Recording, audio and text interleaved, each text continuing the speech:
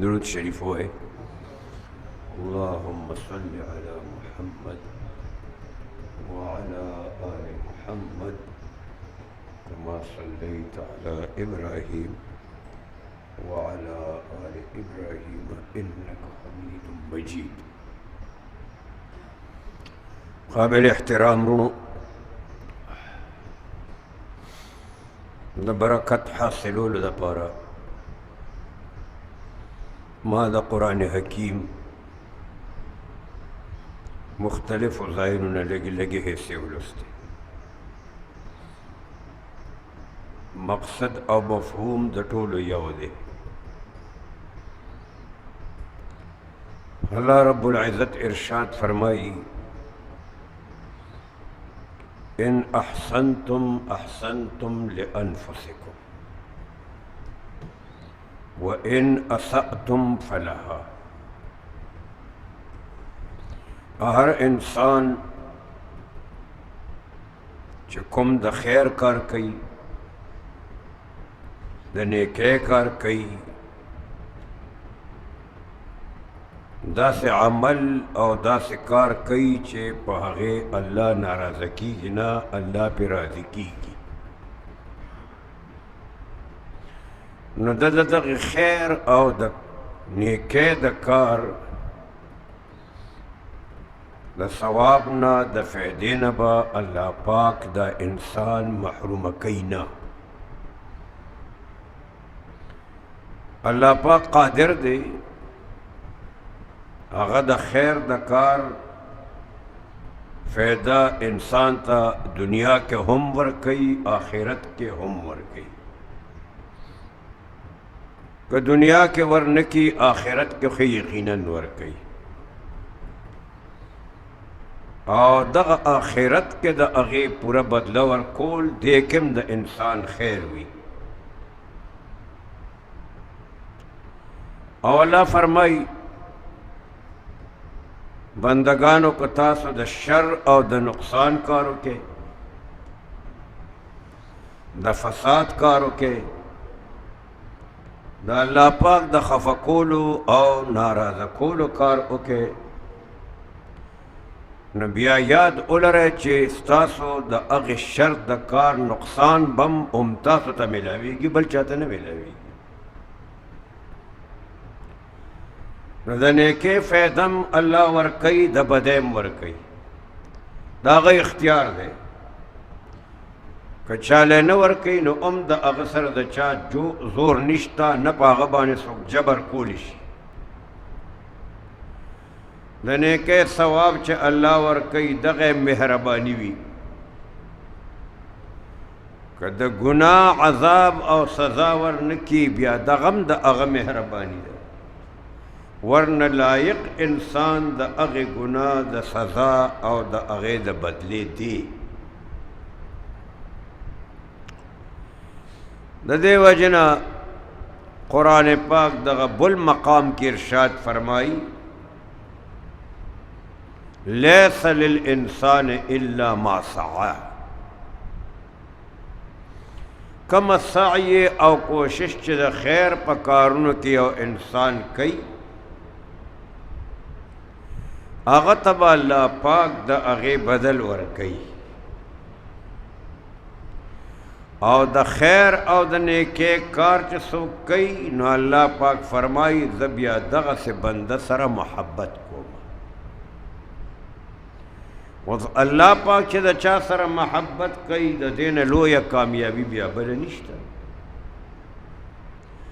د خدای محبت د یو انسان سره دا د الله لوی نعمت ته چې انسان ته یې ورکړي. الله پاک دې موږ ته د خیر د کارونو توفیق راکړي د هغې اجر او بدله او ثواب هغې نه دې الله رب العزت چرې محروم نه کړي.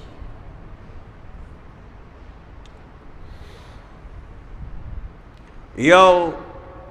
عالم تیر شوی دی قاضی ابو بکر بغدادی رحمه الله د قرآن حکیم د دې آیتونو په رڼا کې دا هغه دا واقعه زمونږ دپاره عبرت هم دی او هغه د قرآن حکیم د دې آیتونو د معنا او مفهوم تصدیق او تایید هم دی او الله پاک د خپل کتاب د تصدیق د پاره د هغې د تایید د پاره په دنیا کې دغسې واقعات پیش کوي چې دا انسانان د هغې نه عبرت او نصیحت واخلي او د قرآن حکیم د آیتونو په معنا او مقصد د دې پورا یقین پیدا شي مسلمان له خو حسم پکار دی چې د الله کومه یو خبره وي چې په هغې باندې ایمان او یقین ولري خو ګوره جناب ابراهیم علیه السلام دا الله پیغمبر دی او په دې خبره باندې یقین او ایمان بالکل درست او مضبوط و چې الله پاک په دې خبره باندې قادر دی چې دا مړي به ژوندي کوي دې کې د هغه څه شک نه و خو هغه الله پاک ته دا سوال وکړو چې الله ما ته وښایه چې دا مړي به ته څنګه ژوندي کې نو دا مقصد یې نه دی چې ګنې الله یې ژوندي کولی نه شي نه یقین یې دی چې کولی یې شي خو دې دا غواړي چې زه د خپل ځان د نصیحت دپاره د عبرت دپاره د یقین د مضبوطیا دپاره یو داسې منظر او واقعه په دې خپلو سترګو باندې وګورم چې ما ته د هغې یقین او تصدیق او ایمان کامل حاصل شي نو الله پاک ورته وښولو هغه منظر یې ورته وښولو هغه نمونه یې ورته وښوله هغه واقعه یې ورته وښوله چې کومه قرآن پاک خپلو الفاظو کې بیان کړې ده الله ورته فرمایل چې ته څلور مختلف مارغان ونیسه ذبحه کا بیا هغه قیمه کا بیا د هغې نه څلور غونډان جوړ کا او مختلفو طرفونو باندې کېده او هر مارغه خو تا چونکې ځان سره به دا ساتلي نو پېژندلې دې هم دی او بیا ته حکم وکړه ته آواز وکړه هر مارغه به تا ته جک جوړ را روان وي ته به وګورئ چې د هغه دا غوښه د هغه دا هډوکي د هغه دا وزرې دا خپې دا تمام اجزا د بدن د هغه څنګه د یو بل سره یو ځای کېږي نو ته به دا منظر په خپلو سترګو باندې ولیدې الله پاک ورته هغه منظر وښودلو په خپلو سترګو یې وکتل نو الله پاک د خپلو آیتونو د تایید او تصدیق دپاره دغسې واقعات په دنیا کې ښکاره کوي چې خلک ترنه عبرت واخلي نو قاضی ابو بکر بغدادي رحمه الله د خپل یو واقعه بیان کړې ده هغه واقعه کتابونو کې راغلې ده دی فرمایي چې زه مکه مکرمه کې وم څه وخت دپاره استوګن شوی وم مکه مکرمه کې یو موقع داسې راغله چې جیب هم خالی دی د خوراک څښاک څه درک هم را سره نه لګي وږې م نهر م د قدرت شان چې داسې روان یم چې ما ته د ریخمو د کپړې یو تیلی په نظر راغله ریشمي کپړه ده تیلی ترنه جوړه ده د ریخمو هره کپړه چې وي غټ ریخم وي نری ریخم وي د خالص ریخم کپړه د نارینه دپاره استعمالول حرام دي سره زر د نارینه دپاره استعمالول حرام دي د الله پیغمبر دې دواړو څیزونو ته اشاره فرمایلې وه وی دا زما د امت د زنانو زینت دی، دا د هغې ښایست دی، او دا زما د امت د نارینو دپاره حرام دی. تاسو به ګوره ډېرو خلقو د سرو زرو ګوتې په ګوتو باندې اچولي، دا حرام دي. چا به په کمیس کې د سرو زرو زنځیر اچولی وي، دا د هغې دپاره حرام دی.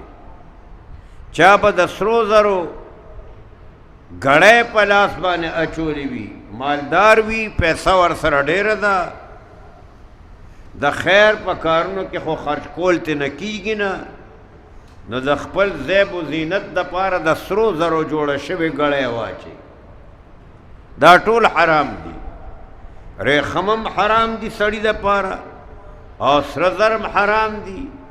که د کمیس تڼۍ یې د سرو زرو وي هم حرامې دي،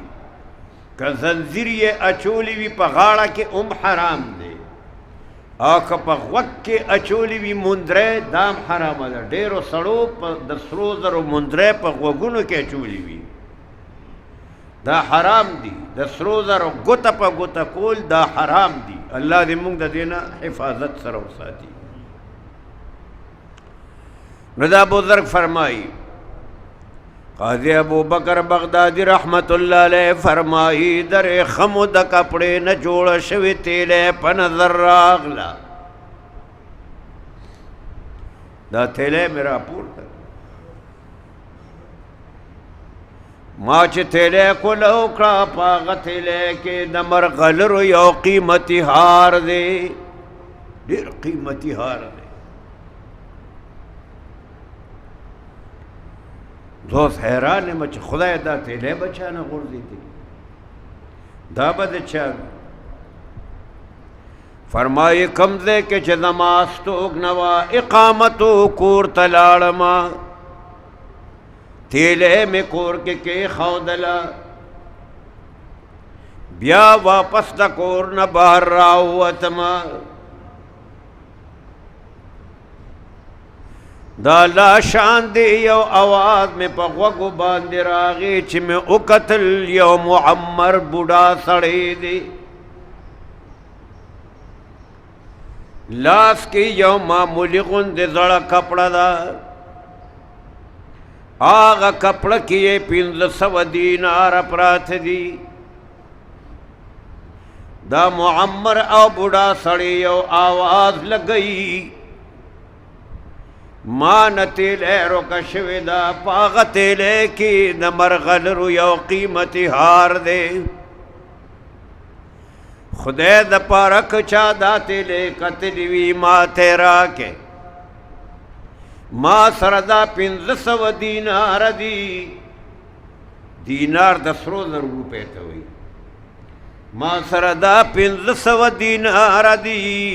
که چا ما سره دا ښېګړه وکړه زه به دا 1500 دیناره انعام کې ورکما. قاضي ابوبکر فرمایي دا آواز ما واورېد، زه ورقریب شم، ما ورته وویل چې تا نه څه روک شوي دي؟ وی ما نه تیلی روکه شوې ده. څه دي پکې؟ قیمتي هار دی پکې. د تیلی رنګ څنګه دی؟ رنګ یې دا دی. د څه شي نه جوړه ده؟ وی د ریخمو نه جوړه ده. دا نشانات یې ورته ټول بیان کړل. قاضي ابو بکر بغدادي رحمت الله علیه دا بوډا ځان سره اخلي، ورته وایي راځه. کور ته بوتللو، هغه تیلی ورته راواغېسته، ورته وی وګوره تیلی کولو کا هار پکې پروت دی، عمدغه ستا دي که نه؟ وی او بلکل عمده زما تیلی دا هار دی. وی ښه دا واله اندازه ولګوئ. دی په خپله وایي زه خو استوګنم، مکه مکرمه کې پیسې هم را سره نه وې، وږم وم، خوراک څښاک هم څه درک نه لګېدو دغه وخت کې. که داسې حالت کې مونږ ته یو شی د چا میلاو شي نو زمونږ په ګریوان کې د سر دننه کو په ځان هم دا یقین راځي چې دا تیلی به مونږ هغه مالک ته ورسو ور به کو ورله په دې دور کې خو ډېره ګرانه ده هغه دور کې ښه خلک تېر شوي دي ځکه هغه دور لږ د پیغمبر زمانې ته قریب و او څونه چې دور د پیغمبر د زمانې نه لرې کېږي نو هغه شر او فساد او بې اعتمادي بې اطمیناني بې سکوني دا پیدا کېږي د دې وجې نه یو بزرګو هغه ته به چې روټۍ کېښودی شوه نو معمول دا و چې تازه روټۍ به یې ورته ایښودله او سړه به یې ورته ایښوده نو دې بزرګ به هغه تازه روټۍ پرېښوده او سړه به یې وخوړه تازه به بیا سړه شوه بیا به یې ورته بل وخت تازه هم کېښوده او سړه نو چا دې بزرګ نه تپوس وکړو چې دا ولې تا هغه سړه روټۍ وخورې تازه پرېږدې هغه بیا سړه شي بیا چې راشي تازه او سړه بیا سړه خورې نو دې بزرګ به ورته وي دا سړه روټۍ د تازه روټۍ په نسبت د پیغمبر زمانې ته قریبه ده ځکه دا وخورم نو څومره چې زمانه د پیغمبر زمانې ته قریب وي هغه د خیر زمانه ده حضور فرمایلی خیر القرون قرنی ثم الذین یلونهم ثم الذین یلونهم بهترین زمانه زمانه ده بیا د هغې نه پس چې کومه زمانه راځي هغه ده بیا د هغې نه پس چې کومه زمانه راځي هغه ده او بیا به د هغې نه وروسته دروغ شروع شي ما عرض کو دا قاضی ابو بکر بغدادی رحمه الله فرمایی دغه بزرګ ما ته هغه 1500 دیناره کېښودل چې دا واخله ما اعلان کړی چې چا ما ته هغه تیلی راکړه دا 1500 دیناره به ورله زه په انعام کې ورکوم هغه ما ته کېښودل چې دا واخله ما انکار وکړو چې نه ما چې څه کړي دي د خدای دپاره مې کړي ما د دې 500 دینارو دپاره نه دي کړي قاضي ابو بکر بغدادي رحمه الله فرمایي ما ته نه هغه دینار وانغشتل تیلی مې ورته حواله کړه بزرګ زمانه رخصت واغشتو لاړو څه وخت تېر شو زما اراده د سفر وشوله سفر د دریابو دریاب باندې کشتۍ چلیږي کشتۍ کې خلق کېناستل زم په دې کشتۍ کې کېناستم دا الله شان دی ناګهانه کشتۍ باندې طوفان راغی او دا کشتۍ د دې طوفان راتلو سره ماته شوله کشتۍ تختې شوله د کشتۍ سواران چې څومره وو هغه دریاب کې ډوب شو زه په یو تخته باندې د کشتۍ جګ جوړ پاتې شومه تخته په دې دریاب کې روانه ده زه حیران یم چې ربه زم کم خوا پورې به روان یمه خو بیا هم بله چاره نشته لار نشته تخته باندې ناست یم موقع راغله تختر دریاب غاړې ته راغله زه د تختې نه کوشم د دریاب په غاړه ګورم چې دا یو جزیره ده جزیره هغې ته وایي چې یو خوا بل خواته نه اوبه وي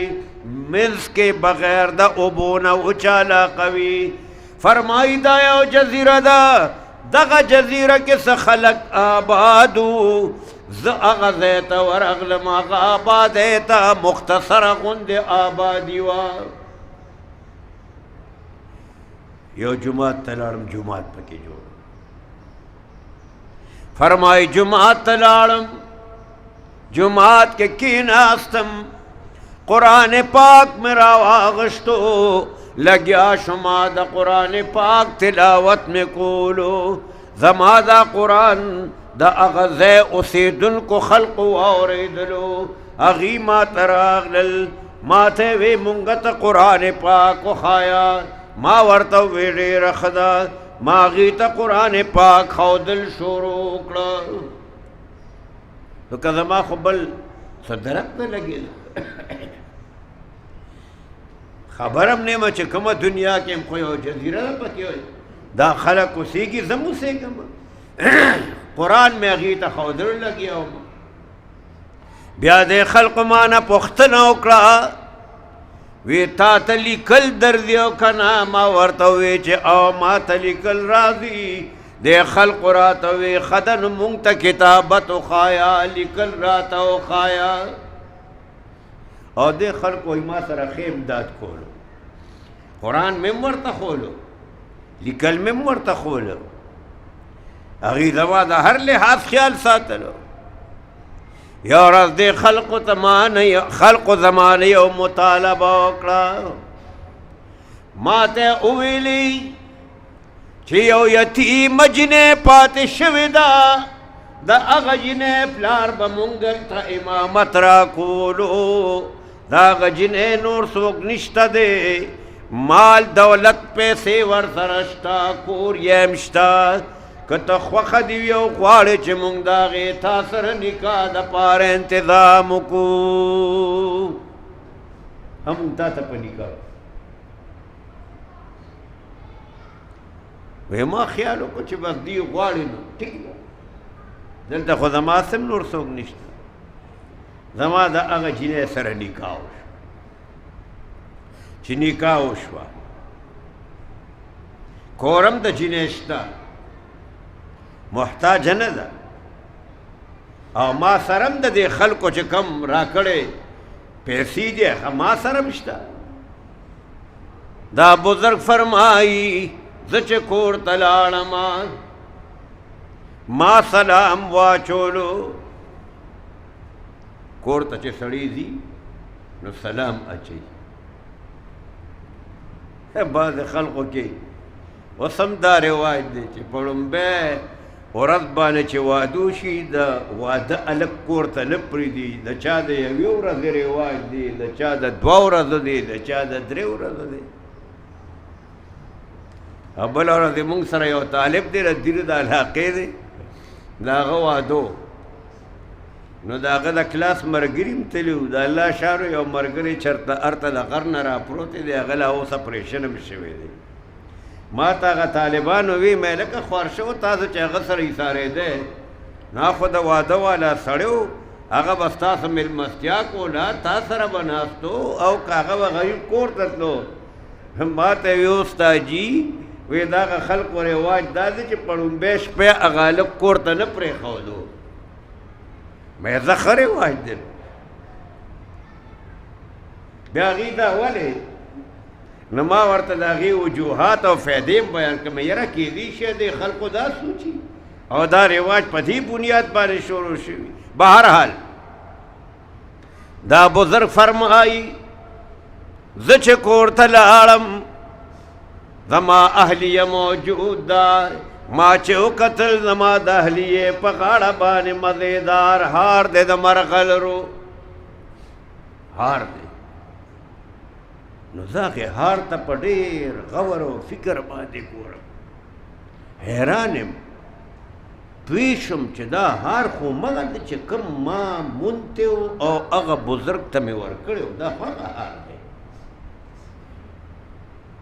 وی دې حیرانتیا کې زه ډوب یم فکرمند یم ما نه زما دې بیبي پوښتنه وکړه چې ولې زیات حیران یو دې هار ته ګورې ما ورته ټوله واقعه بیان کړه چې دا هار ما وپېژندو دا هار د یو بزرګو هغه بزرګ نه په یو تیلې کې پاتې شوی و ورک شوی و ما موندلی و بیا هغه بزرګ د هغې دپاره اعلان کو ما ول دا هار ورکړی و حیران ما چې دا هار دلته څنګه را رسېدلی دی او ستا غاړې ته څنګه راغلی دی هار خو مغه دی دا الله عجایبات دي که نه الله مونږ ته عجایبات ښایي چې زه کوم نو هر څه کولی شم دا بزرگ فرمائی قاضی ابو بکر بغدادی رحمت اللہ علیہ ما چې دا خبره وکړه ما تا غبی بیو ویلی وی خبره دی بالکل ٹھیک دا هاغه بزرگ چې دا هار ته رک شویو او تا ول ورکړی دی هغه بزرگ زما پلارو زما پلارو دا واقعه ما ته معلومه ده هغه بزرگ زما پلارو او زما دې پلار به اکثر دا خبره کولا او افسوس به هم په دې خبره سره کولو دا به وی چې دنیا مې ډېره کتلې ده خدا سے پوخ مسلمان میں قتل نو لکه هغه مسلمان چې دا هار زمان روک شویو او مال را کړو کاش کی چې هغه نوجوان ما ته ملو شي